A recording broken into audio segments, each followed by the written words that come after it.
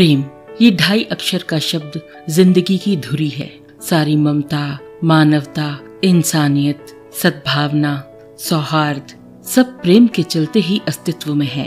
प्रेम के कई रूप होते हैं।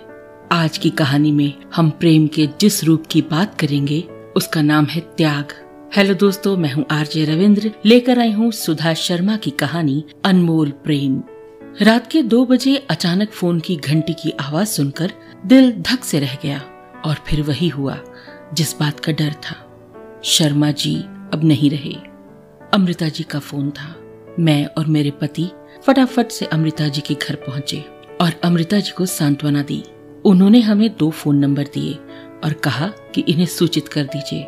फोन करने पर शर्मा जी के परिवार वाले आए और उन्होंने कड़क स्वर में आदेश सुनाया कि शव को अपने पैतृक गांव लेकर जाएंगे और वहीं अंतिम संस्कार के साथ साथ बाकी क्रियाएं भी होंगी, जिसके लिए अमृता ने सहज ही सहमति दे दी।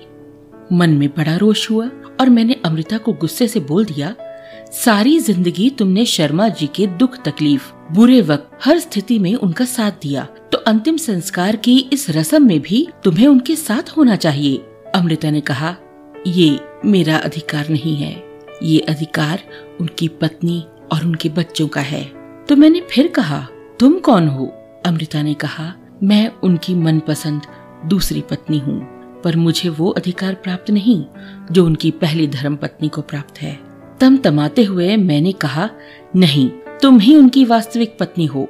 अमृता ने कहा, मैं उनकी आधिकारिक पत्नी नहीं हूँ। ये सुनकर मैं अतीत की स्मृति में चली गई, जहाँ मुझे अमृता और शर्मा जी के प्रेम की धुंधली तस्वीर साफ दिखाई देने लगी। शर्मा जी के परिवार में उनके 2 बच्चे और उनकी पत्नी थी, जिन्होंने शर्मा जी को कभी चैन से नहीं जीने दिया, न पास रहकर न दूर रहकर। उनकी पत्नी किसी न किसी बात पर शर्मा जी से लड़ने को आतुर ही रहती थी।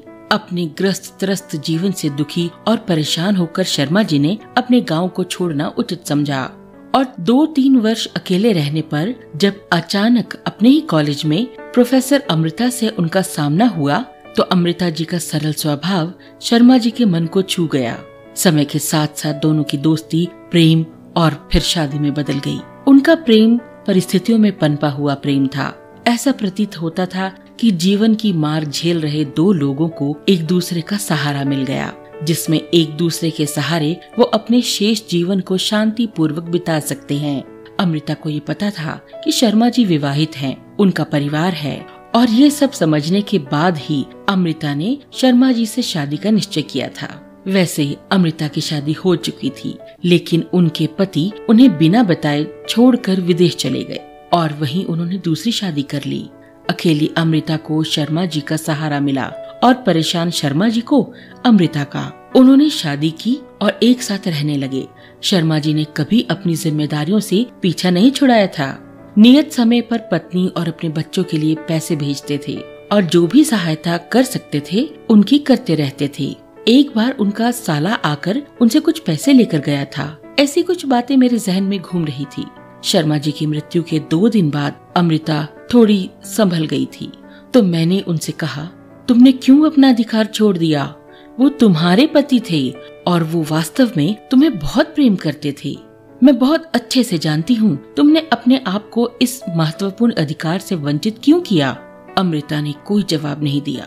हाँ, 13 दिन बाद शर्मा जी के बेटे, बहू, उनकी बेटी, दामाद, उनकी पत्नी को अमृता ने अपने पास बुलवाया ताकि शर्मा जी की सारी संपत्ति को उनके परिवार को सौंप सके। तय समय पर शर्मा जी की पत्नी तो नहीं आई, लेकिन उनका बेटा, बहू, दामाद और बेटी अवश्य आए। बेटी के मन में बहुत रोष था। अपनी माँ की तरह वो भी कर्कश और अच्छे स्वभाव वाली नहीं थी, पर बेटा थोड़ा विनम्र था।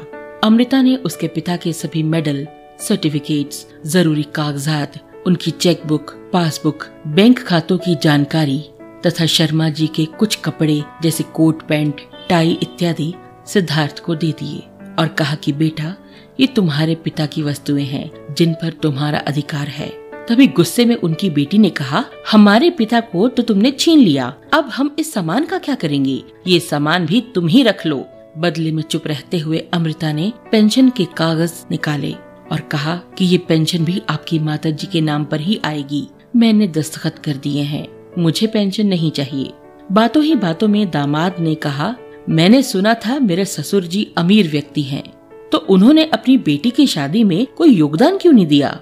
तब अमृता ने बताया कि शादी में आना चाहते थे वो, लेकिन उनकी बेटी ने ही मना कर दिया था कि यदि मेरे पिताजी कन्यादान करेंगे तो मैं शादी नहीं करूंगी। लेकिन हाँ, सिद्धार्थ के मामा जी के हाथ 5 लाख का चेक शर्मा जी ने जरूर पहुंचाया था। इस बात को जानकर सभी आश्चर्यचकित रह गए, क्योंकि सिद्धार्थ के मामा ने इस बारे में कुछ नहीं बताया। इससे मुझे पता चला कि शर्मा जी की पत्नी, उनका साला और उनकी बेटी का स्वभाव कैसा है। अंत में अमृता ने कहा, शर्मा जी से मुझे जो भी मिला भौतिक संपत्ति के रूप में आप लोगों को मैं दे चुकी हूँ। अब मेरे पास कुछ भी नहीं है। और जैसे ही वो लोग जाने के लिए खड़े हुए, अचानक अमृता ने अपनी अलमारी से कार की चाबी निकाली और जमाई राजा के हाथ में देते हुए बोली, बेटा, तुम्हें शादी में हमारी तरफ से कुछ नहीं मिला था, तो तुम हमारी कार रख लो। पुरानी है पर बेहतरीन और बेशकीमती है, तुम ले जाओ। उनके जाने के बाद मैंने गुस्से से अमृता से पूछा, पूरा घर लुटा दोगी क्या? कुछ अपने लिए भी रख लो अमृता। उसने कहा, मेरे पास शर्मा जी के साथ बिताए हुए 15 साल हैं। वो सभी दिन मेरे साथ हैं। वो सब कुछ मेरे लिए ही तो है। मेरे पास बहुत कुछ है शर्मा जी का दिया हुआ, जो मैंने उनके साथ जिया और भोगा। लेकिन उनकी पत्नी, बच्चों, बेटा बेटी, जमाई बहू के पास कुछ भी नहीं है। उन लोगों को ऐसे ही सामान की उपेक्षा थी और वही मैंने उन्हें दिया। मैंने कुछ नहीं खोया है। मैंने फिर कहा, क्यों? पेंशन पर तो तुम्हारा अधिकार था, वो तो तुम्हें मिलनी चाहिए थी। तुमने भी तो शर्मा जी से शादी की थी, चाहे मंदिर में ही सही। तुम ही उनकी सच्ची पत्नी हो, पेंशन की अधिकारी हो। तब अमृता ने कहा, दीदी, क्या आपको नहीं लगता मैं अपने बुढ़ापे के लिए 2 टाइम की रोटी खुद जुटा सकती हूँ? और मुझे उनकी पेंशन नहीं चाहिए। मुझे जो आदर, मान, सम्मान, प्रेम उनसे मिला वो मेरे लिए पर्याप्त है। और अमृता के इस अनमोल त्याग को देखकर मैं थोड़ा थम सी गई। मन में न जाने क्या क्या आया।